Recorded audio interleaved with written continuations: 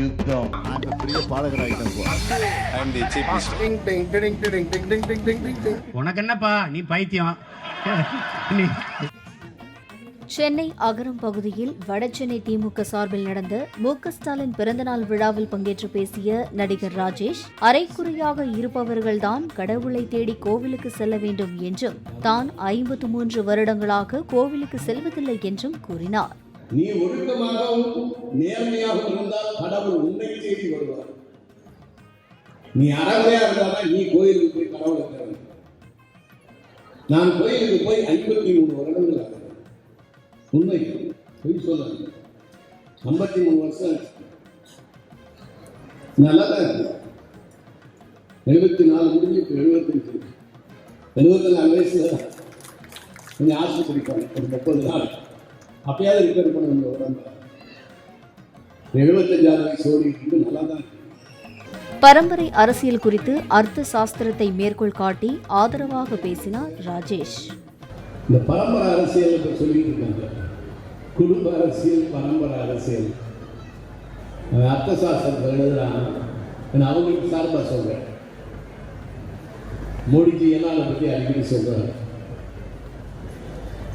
பரம்பரையாக ஒருவன் ஆட்சி செய்தால் அவனுடைய செல்லிலும் டிஎன்ஏயிலுமே அவனுடைய அனுபவம் கலந்திருக்கும். என்ன ஒரு புத்திசாலித்தனம். அப்பாவோ தாத்தாவோ அமைச்சராகவோ கட்சி தலைவராக இருந்தால் அதை பார்த்து கொண்டே இருப்பவன் சிறு வயதிலிருந்தே அவன் அதற்கு பக்குவமாகிறான் என்று சாணக்கியர் சொல்லுகிறார். இப்ப டெமோக்ரஸி வந்துருச்சு. ஓட்டு போட்டு யாரு வேணாலும் நிற்கலாம். தான் நன்றாக இருப்பதாக ராஜேஷ் தெரிவித்த நிலையில், திமுக 1957ஆம் ஆண்டு முதலாக ஆட்சிக்கு வந்ததாகவும், காங்கிரஸ் கட்சி 1883ஆம் ஆண்டு தொடங்கப்பட்டதாகவும் தவறாக கூறியது குறிப்பிடத்தக்கது.